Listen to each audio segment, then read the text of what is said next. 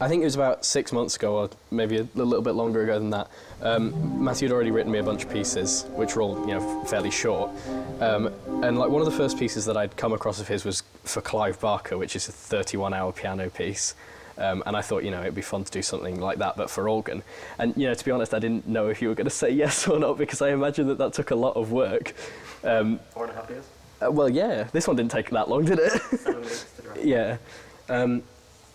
And it was just kind of like, I wanted to try playing a piece that was just this ridiculously long, because I've done John Cage's ASLSP 3 times now, varying durations. That's another one that's quite similar to this. It's just lots of long held chords.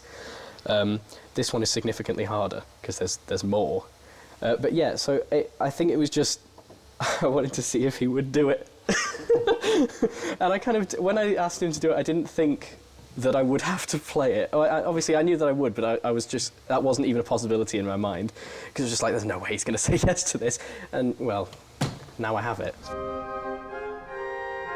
I met the Welsh organist Hugh Morgan last year. I think it was last year. He played one of my pieces in a concert. The series that he runs is called Mainly Slow Organ Music, which, you know, the organ is suited to playing slow stuff because you can hold a note indefinitely, as long as the motor doesn't cut out. So I kind of just looked through his catalogue of pieces that he'd done, and it was, you know, I tried playing some of them, and it's kind of such a different performance style than I'm used to. It's very meditative, but also kind of equally as stressful as normal music, you know, normal, respectable music.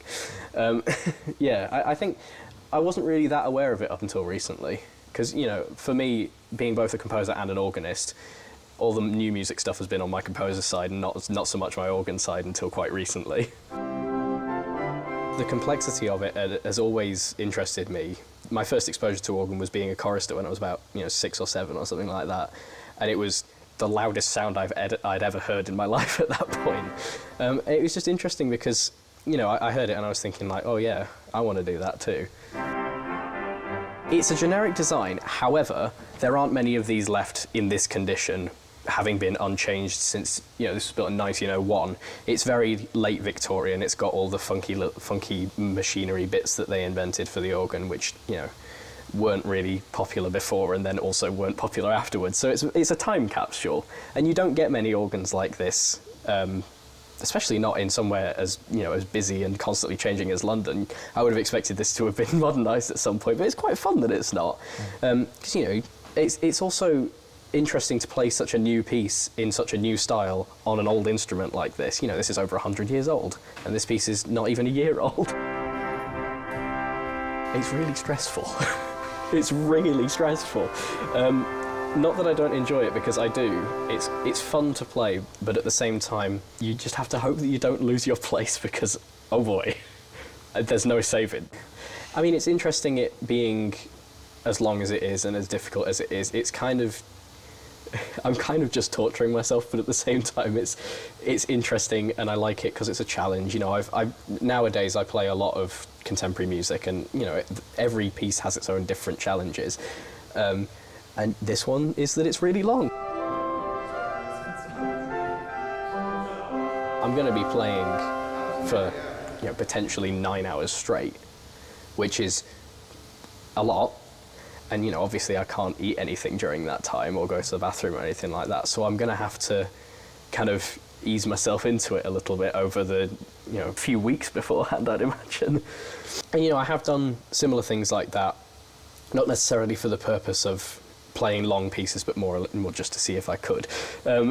So, you know, it's not an entirely foreign concept to me, and I think, you know, I'll be able to do it. I'm not going to fall asleep or pass out halfway through, I hope. It should be all right. My lovely assistants here are going to be in charge of the stops. Hello, I'm Frey and I'm a registrant. I'm Pablo, I'm the second registrant. We combine to make Voltron. These two are going now. Not Northern Lines. Now, each one of these corresponds to a different sound that the organ can make, and, you know, you can do combinations of them. So you've got, and you've also got, and tons of stuff in between that. I think my reasoning, because I think it was me who suggested doing the random stop stuff, I think that part of the reason is it would be very easy for an audience to not fully pay attention to a piece like this. And I feel like if there's the variety of changing sounds every now and again, you know, it won't be often. It will keep people engaged because, you know, it is a really long piece, and I don't think anyone is going to pay attention the entire way through, are they?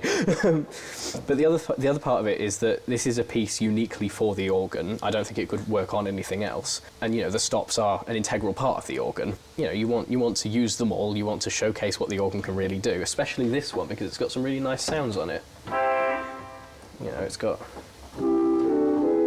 That's nice.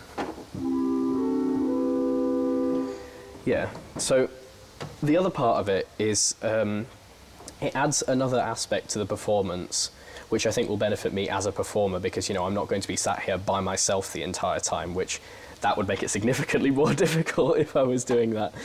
Having someone either side constantly doing something kind of will keep me properly dialed into it, as opposed to if I was just sat here by myself, I could quite easily lose my place and, you know, slip a little bit.